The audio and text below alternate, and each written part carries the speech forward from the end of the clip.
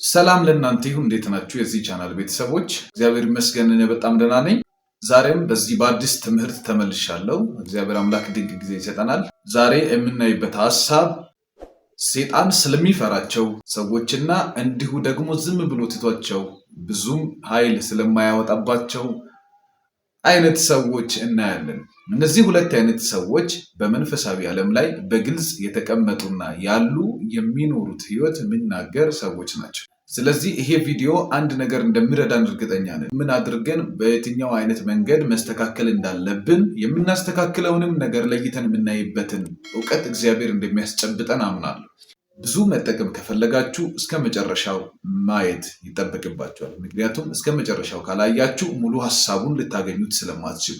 ዛሬ ግን አለተያየን አገልጋይ መኳንንት እባላለሁ። ለዚህ አዲስ ከሆናችሁ ቻናሉን ሰብስክራይብ አድርጉ፣ ቪዲዮውን ደግሞ ላይክ በማድረግ ጀምሩ። እናንተ ላይክ ስታደርጉ ዩቲዩብ ለብዙ ወንድሞች ይህንን ቪዲዮ ስለሚያደርሰው ማለት ነው። እነዚህ ሁለት ሰዎች ስንል ምን ማለታችን ነው? በመንፈሳዊ ዓለም ውስጥ ሰው አንድ ነው፣ ነገር ግን በሚመላለስበት ምልልስ ውስጥ የሚይዘው የህይወት አይነት ይኖራል።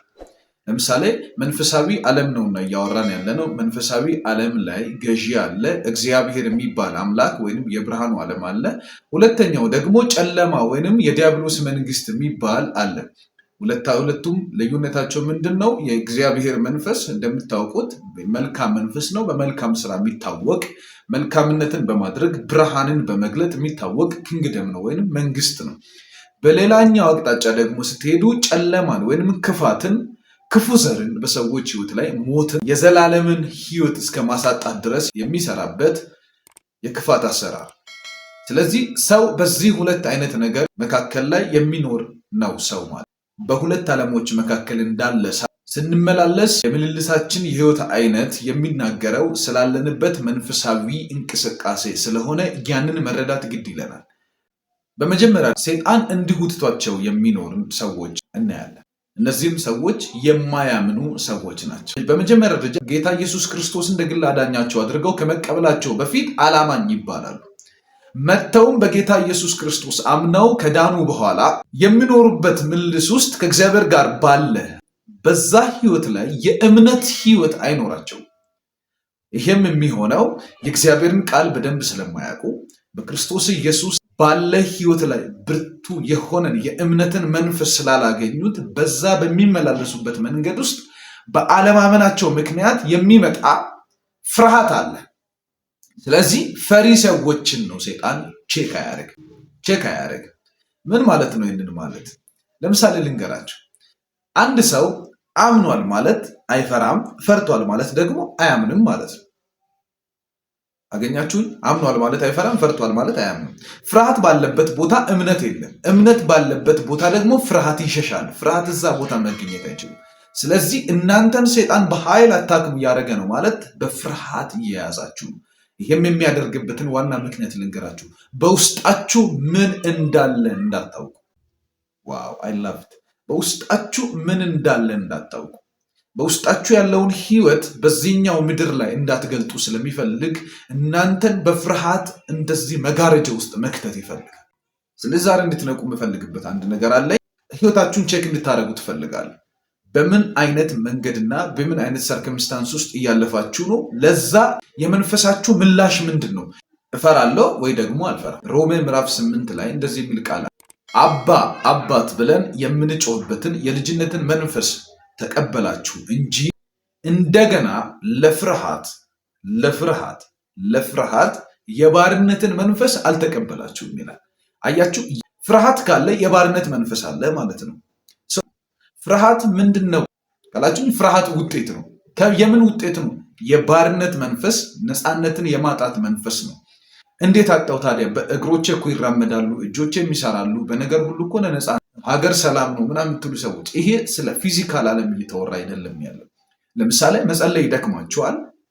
እየጸለያችሁ ጸሎታችሁ እየተሰማ እንደሆነ አታውቁ። እያነበባችሁ መጽሐፍ ቅዱስ ላይ ያላችሁ ነገር በጣም የደከመ ነው። እንደዚህ አይነት ነገር ውስጥ እየተንቀሳቀሳችሁ ከሆነ ቀጥሎ የሚመጣው አንድ ነገር አለ። ይሄ ሁሉ ባርነት ነው። ይሄ ሁሉ ሰብሮ አለማውጣት ነው። ኔክስት ላይ ምንድነው ቀጥሎ መጣው ካላችሁ ውጤት አለው። ውጤቱም ፍርሃት ይባላል። አገኛችሁ? ፍርሃት ነው ውጤቱ። ስለዚህ ሰይጣን ፈሪ የሆኑ ሰዎችን በፍጹም ነው ቼክ የሚያደርጋቸው። ኦልሬዲ እናንተን የሚዋጋበትን ትልቁን ዊፐን ትልቁን መሳሪያ አግኝቷል። በዚህ ነገር በደንብ እንድታስተውሉ ፈልጋለሁ። ሁለተኛው አማኝ የሆኑ ሰዎችን ሰይጣን እጅግ በጣም ይፈራቸዋል። እጅግ በጣም ለሱ የራስ ምታት ናቸው። እሱን ስራ የሚያሳጡ እጅግ በጣም እሱን በሄደበት መንገድ ሁሉ የሚጨቁኑት ሰዎች አሉ። እነዚህ ሰዎች አማኝ ናቸው። በእምነት ኃይል የሚንቀሳቀሱ በእምነት መንፈስ የሚኖሩ ሰዎች ናቸው። እነዚህ ሰዎች አይፈሩም ማለት አምነው ነው እንጂ እንደዚሁ በፉከራ አይደለም። መሸለል ስለሚወዱ አይደለም። አንዳንድ ጊዜ ሰዎች እንዲህ ነኝ ብለው ሲናገሩ አትፍረዱባቸው። ውስጣቸው እምነት የሆነን አቋም አይደለም የሚያስይዛችሁ፣ መንፈስ ነውና የሚጋባባችሁ። በላያችሁ ላይ እየጎለበተ እያደገ የሚሄድ ነገር አለ። እርሱም የመለኮት ኃይል ነው። ያ ደግሞ እናንተ ልትቆጣጠሩት አትችሉም። በር ከፍታችሁለት የእምነትን መንፈስ አስገብታችሁ በዛ ለመንቀሳቀስ ከሞከራችሁ በኋላ እንደገና ያ ኃይል ይቆጣጠራችኋል። ያ እምነት ነገሮችን ያስገኝላችኋል። ያ እምነት መንገድን ይከፍትላችኋል። ያ እምነት ከእግዚአብሔር ጋር ያላችሁን ነገር ያሰፋዋል። ሰይጣን በዛው ልክ እንዳይሰራ ይደረጋል። ስለዚህ እምነትን ታዲያ ከየት ነው የማገኘው ካላችሁኝ፣ ቅድም ፍርሃት እናንተን ያጠቃ መንገድ በተቃራኒ ሲሆን እምነት የሚገኝበት መንገድ ይሆናል። እያሰፋው ልሂድ። ለምሳሌ ፍርሃት የዓለማወቅ ውጤት ምንድን ነው የማላውቀው? እውነትን የዓለማወቅ ውጤት መጽሐፍ ቅዱስ ሲናገር ዮሐንስ ወንጌል ላይ ምዕራፍ 8 ላይ እውነትን ታውቃላችሁ፣ እውነት አርነት ያወጣችኋል። ከምን? ቅድም ሮሜ 8 ላይ ከተናገርኩት ከባርነት አርነት ሲያወጣችሁ፣ ይሄ እውነት የእግዚአብሔር ቃል ነው፣ የእግዚአብሔር ድምፅ ነውና የሚያመጣው ነገር አለው።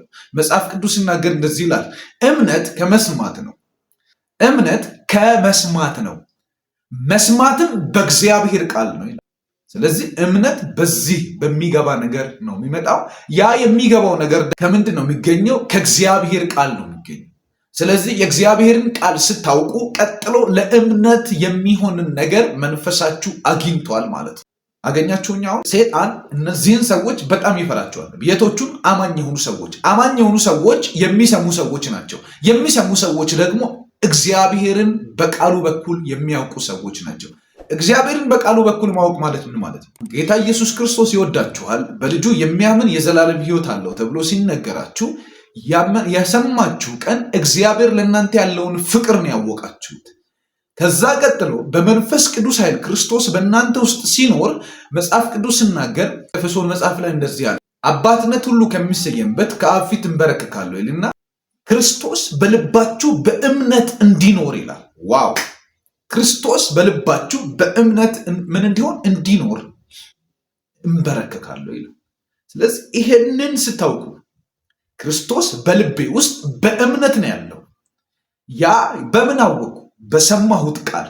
ማን ነገረኝ? የሰማሁት። በውስጥ ያለው ክርስቶስ ምንድን ነው የሚያደርገው? ሕይወት አለው፣ በረከት አለው፣ ጸጋ አለው፣ ኃይል አለው። መንፈስ ቅዱስ እርሱን ለማክበር እንደዛው በእኔ ውስጥ ነው ያለው። ስለዚህ በመንፈስ ቅዱስ አማካኝነት በእምነቴ ልክ ያ በእኔ ውስጥ ያለው ክርስቶስ ማኒፌስት ያደርጋል፣ ወይንም ወደ ውጭ መገለጥ ይጀምራል። ያኔ አይደለም ሰይጣን ዓለማት ቢሰበሰቡ እናንተን ማቆም አይችሉም። ለምን? ውስጣችሁ ያለው መለኮት ነው። ኢየሱስን ነውና የተሸከማችሁት። እናንተ እንዲሁ በቀላሉ የምትቆሙ አይደላችሁም። ኢቭን እንዲሁ በቀላሉ የምትፈሩም አይደላችሁ። ስለዚህ ሰይጣን ይህንን ሰው በጣም ይፈራል። ብዙ ቴክኒካል ነገሮችን እየሰማችሁ ሊሆን ይችላል። ስለ መጽሐፍ ቅዱስ ጥቅስ እየነገሯችሁ እንደዚህና እንደዚያ እያሉ፣ እነዛም እግዚአብሔር ባርካቸው በቻሉት መጠን እያደረጉ ነው። ቀለል አድርጌና በጥቂት አማርኛ ስነግራችሁ ሰይጣን የሚፈራው ሰው አማኝ ሰው ነው። አማኝ ሰው ደግሞ የሚሰማ ሰው ነው። ለመስማት የተዘጋጀ ልብ ያለው። የሚሰማው ነገር ደግሞ ምንድን ነው? የእግዚአብሔር ቃል የሆነ ነገር። የብዙዎቻችንን ችግር ልንገራል። የምንሰማውን ነገር አንመርጥም። የምንሰማውን ነገር ብዙ ትኩረት አናደርግበትም። የምንሰማበት ነገር ላይ ብዙ አንሰራም። ኢየሱስ ክርስቶስ ግን እንድንሰራ በደንብ የነገረን ነገር እንደዚህ ነው። ምን እንድትሰሙ ተጠበቋል። አንድ ሰው እየስናገር ሰምቻለሁ። ከማን እንደሚሰሙ ተጠበቁ ምናምን ይላል። ኖ፣ እሱ ማተር ያደረግ በእግዚአብሔር ቃል አድርጋችሁ ምን እንድሰሙ ተጠበቁ። ምን እንድሰሙ ተጠበቁ ማለት የምትሰሙትን ነገር ሁሉ በእግዚአብሔር ቃል ተርጉማችሁ ሰሙት ነው። ለምን? መስማት በእግዚአብሔር ቃል ስለሆነ። ለምሳሌ ቲክቶክ ስክሮል እያደረጋችሁ ነው፣ በዚህ ጋር ዩቱብ እየሰማችሁ ነው፣ በዚህ ጋር የሰው ወሬ እየሰማችሁ ነው፣ በዚህ ጋር ቴክስት ይላክላችኋል፣ በዚህ ጋር የሚደውል ስልክ አለ፣ በዚህ ጋር ካፌ ትጠራላችሁ፣ በዚህ ጋር አያችሁ። እያንዳንዱ ነገር ሚክስድ ስለሆነ የተረጋጋ ነፍስ አይኖራችሁ፣ የተረጋጋ መንፈስ አይኖራችሁ፣ የተረጋጋ እንቅስቃሴም አይኖራችሁ። ከዚያስ ፋውንዴሽን የሌለው መሰረት የሌለው ነገር ነውና ፍርሃትን ይፈጥራል። ቀጥሎ ባለ በህይወት ፈተና ውስጥ በህይወት ምልልስ ውስጥ አይናችሁ መገለጥ አለባቸው። ቀና አድርጋችሁ ማየት አለባችሁ። ነገሮችን እንዲህ አንሱና እስኪ በእግዚአብሔር ቃል በደንብ ይዋቸው። ያን ነገሮች ራሳቸው መንገድ መልቀቅ፣ መፈታት፣ መለቀቅ፣ መፍታታትና መታየት ይጀምራል። ስለዚህ ሰይጣን የማይፈራቸው ሰዎች ፈሪ የሆኑ ሰዎች ናቸው። ፈሪ ሰዎች ብዬ የተናገርኩት ኢግኖራንት ናቸው። ኢግኖራንሲ ነው ፍርሃትን የሚያመጣ ወይንም የትክክለኛ እውቀት አለመኖር። የውሸት ብዛት ብቻውን አይደለም፣ ሲጀመር ብዙ ውሸት አለ፣ አንድ እውነት ነው ያለው። እናንተ ደግሞ በእግዚአብሔር ቃል ነውና ያላችሁት፣ በእግዚአብሔር እውቀት ነውና ያላችሁት። በዚህ ሰዓት የእምነት ኃይል በእናንተ ላይ ይንቀሳቀሳል። ስለዚህ ሌላ ጊዜ በሰፊው እመጣለሁ። አሁን ሜዲቴት እያደረኩኝ የመጣልኝ የእግዚአብሔር ቃል ሐሳብ ስለሆነ ነው ቶሎ ካሜራዬን ያነሳሁት። በሚቀጥለው ቪዲዮ ላይ በደንብ እንመጣበታለን። እግዚአብሔር አምላክ በኃይል ይባርካችሁ።